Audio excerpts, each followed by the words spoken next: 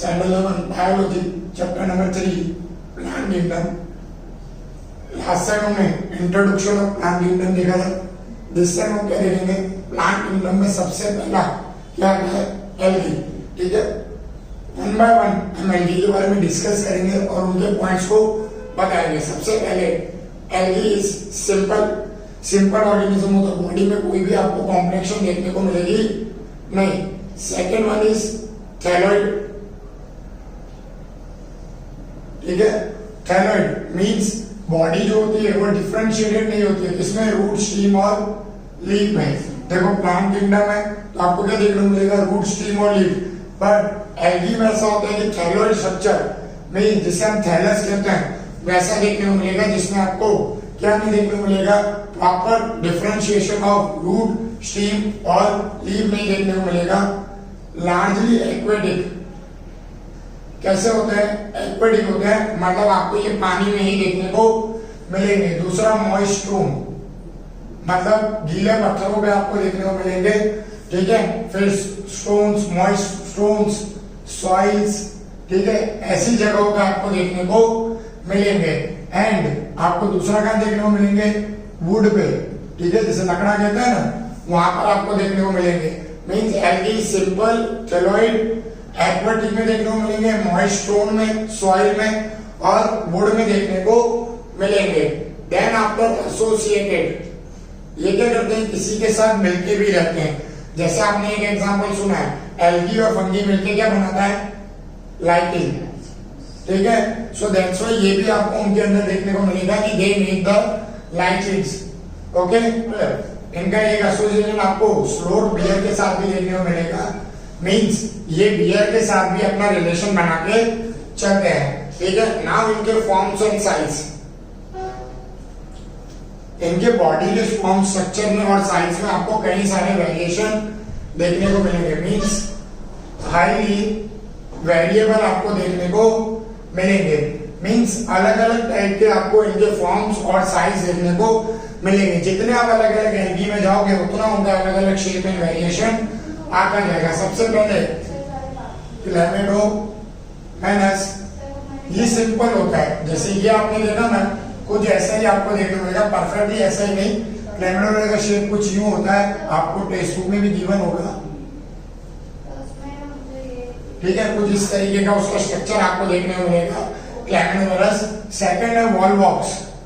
Volvox क्या होता है, ये एक सर्कुलर स्ट्रक्चर होता है। सर्कुलर स्ट्रक्चर के अंदर ही आपको ये स्मॉल राउंड देखने को मिलेंगे और this is round like structure is known as wall box.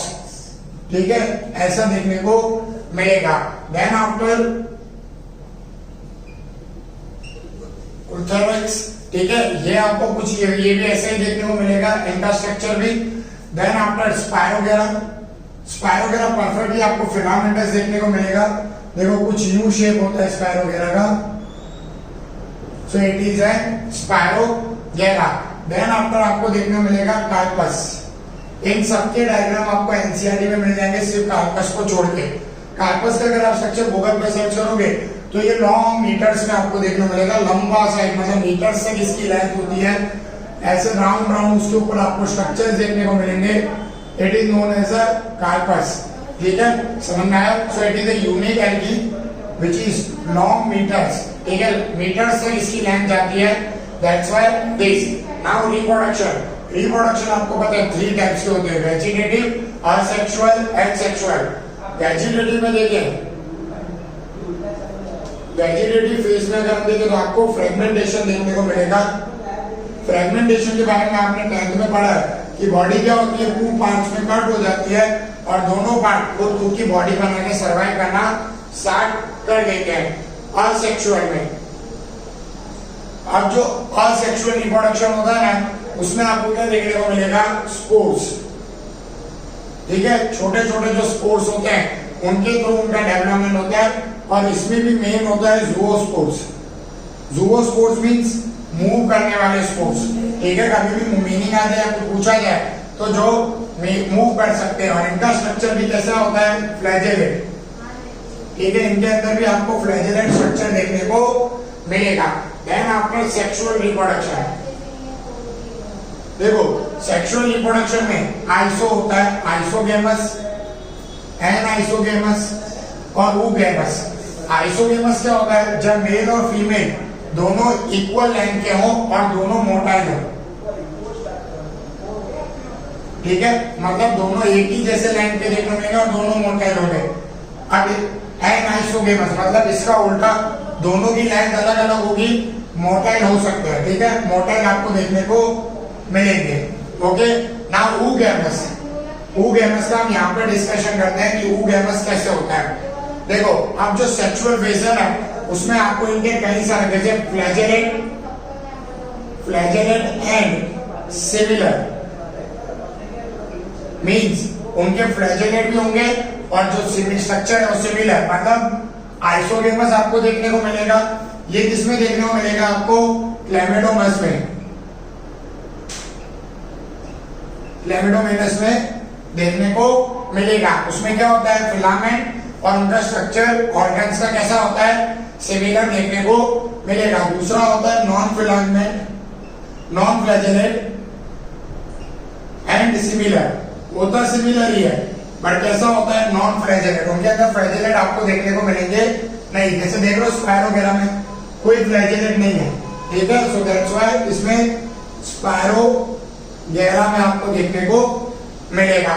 Now third आ जाते हैं जो सबसे ज्यादा, जैसे यहाँ आपने देखे एन आइसोगेमस, यहाँ पर थोड़ा आपको लॉजिक लगाने की जरूरत आएगी कि एन आइसोगेमस ये भी आपको किसमें देखने को मिलेगा? क्लेमिडोमेनस में ही देखने को मिलेगा। अब देखो जो क्लेमिडोमेनस होते हैं ना वो अलग अलग टाइप्स के होते हैं, ठीक है, मोस्टली सारे टाइप्स में आपको यही देखने को मिलेगा। सम मतलब कुछ ऐसे होते हैं जिनके अंदर आपको ये वाला देखने को मिलेगा, एन आइसोगेमस देखने को मिलेगा। एंड लास्ट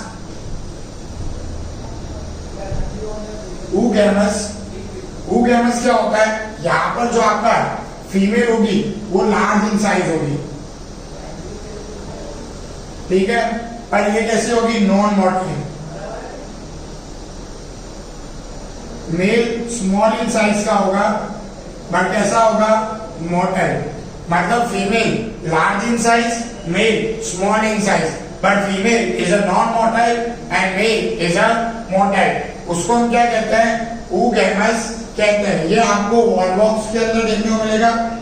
और फ्यूकस, फ्यूकस आपको 12th चैप्टर में आएगा, फर्स्ट चैप्टर में इसका डायग्राम दिया हुआ है। वॉलवॉक्स का डायग्राम आपको बुक में गिवन है। सो वॉलवॉक्स एंड फ्यूकस के अंदर आपको ये देखने को मिलेगा। Means it is all about the algae, कि एल्गी के अंदर क्या क्या हमें देखने को मिलता है और कैसे उसके अंदर हमें वेरिएशंस ये सब देखने को मिलेंगे। एग्जांपल्स याद रखना, एग्जांपल्स बहुत बार पूछे जाते हैं। ओके, तो हम एल्गी का सबसे पहले डिस्कस करते हैं कि वो रेस्पिरेशन, ठीक है, जिसे आप कहते हो, तो यहाँ पर आपको CO2 फिक्सेशन देखने को मिलेगा, ठीक है। अब CO2 फिक्सेशन में क्या होगा कि वो क्या करेगा? और कार्बन डाइऑक्साइड लेगा, तो आपको पता है कार्बन डाइऑक्साइड लेगा तो क्या रिलीज करेगा? ऑक्सीजन। मतलब ये कैसा है? ऑटोट्रॉपिक है, मतलब खुद का खाना खुद बनाता है।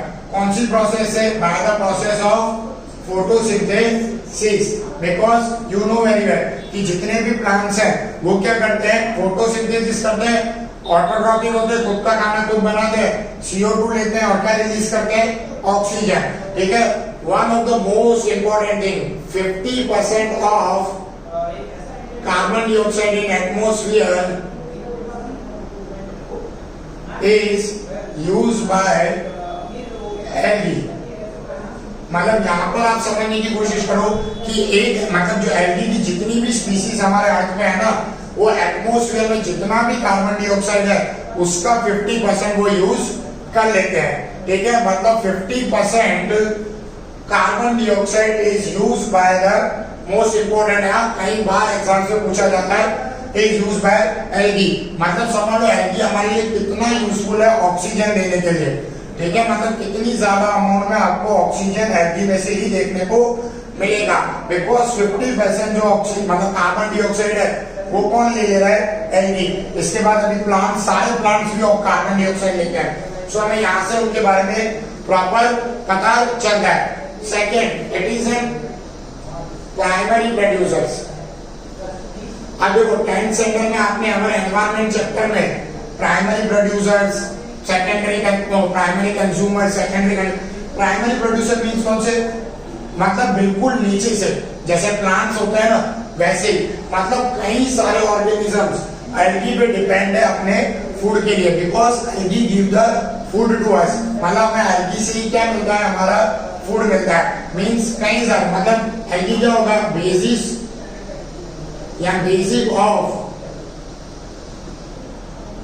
फूड, ठीक है, या फूड साइकिल भी कह सकते हो आप, क्योंकि आपने एनवायरमेंट में पढ़ा है। तो ये क्या हमारा बेसिक है कि अगर किसी भी ऑर्गेनिज्म को अगर फूड चाहिए सो उसको कहां से मिलेगा, इसी में से मिलेगा। So it is N basis of the food cycle, means primary producer से क्या, एल्गी, मतलब एल्गी आपको क्या देखने को मिलेगा, प्राइमरी प्रोड्यूसर देखने को मिलेगा। So it is an our primary producers. Now then अगर नेक्स्ट है आफ्टर प्राइमरी प्रोड्यूसर्स, तो अब यहाँ पर मैंने कहा कि खाने में यूज होती है, बिकॉज प्राइमरी प्रोड्यूसर है, जैसे प्लांट्स है तो खाएंगे। तो यहाँ पर भी ये कहा गया है 70 species of the algae are edible, समझ में आया, मतलब 70 स्पीसीज जो है ना एल्गी की वो खाने में यूज हो सकती है, ठीक है। मोस्ट इंपॉर्टेंट है, एपीएमटी में कई बार पूछा गया, नीट में भी कई बार पूछा गया, कितनी स्पीसीज एल्गी की आर द ईडेबल, ठीक है, how many species of the algae are edible. So कितनी species, 70 species of the algae are edible आपको देखने को मिलेंगी। इसमें कई सारी आती है, जैसे एक एग्जाम्पल देखो याद रखने के लिए, एलपीएस, ये लिपोपॉली सब्सटेंस, आप ऐसे याद रखते होंगे। इसका यहाँ पर एल का मीनिंग है लेमेनिया, ठीक है, एल फॉर लेमेनिया, ठीक है, पी फॉर प्रोफिक्स, ओके, प्रोफेरा, ठीक है, प्रोफेरा आपको देखना मिलेगा। और एस मीन्स सरगामस, ठीक है, सिरगैसम आपको देखने को मिलेगा, मतलब लेमेनिया, प्रोफेरा, ये मोस्टली यूज होती है ईडेबल में। सो दैट्स व्हाई यहाँ पर इनका एग्जांपल दिया हुआ है। नाउ देन आफ्टर हाइड्रोक्लोराइड, ठीक है, हाइड्रोक्लोराइड्स क्या होते हैं, मींस आप समझ लो, हाइड्रो का मीनिंग आप जानते हो, वाटर, मतलब वाटर कंटेन करने वाली एल्गी। ये आपको रेड और ब्राउन एल्गी देखने को मिलेगी, मींस जो रेड और ब्राउन एल्गी होती है ना, जैसे रेड और ब्राउन एल्गी, ये आपको हाइड्रोक्लोराइड वाली देखने को मिलेगी। मतलब अगर हम ब्राउन एल्गी में देखें तो आपको एल्गेनिया देखने को मिलेगा, ठीक है, इट इज एन एग्जांपल की जो कंटेन करता है। सो यहाँ पर आपको एल्गी के टाइप देखने को मिलेगा, मतलब हाइड्रोक्लोराइड, ठीक है, जिसमें आपको क्या देखने को मिलेगा, ब्राउन एल्गी कौन सी होती है, एल्गेनिया, जो क्या कंटेन करती है, हाइड्रोक्लोराइड सब्सटेंस को कंटेन करती है। देन आफ्टर आपको क्या देखने को मिलेगा, एल्गी के यूजेस, एल्गी कहाँ का यूज होती है, आइसक्रीम,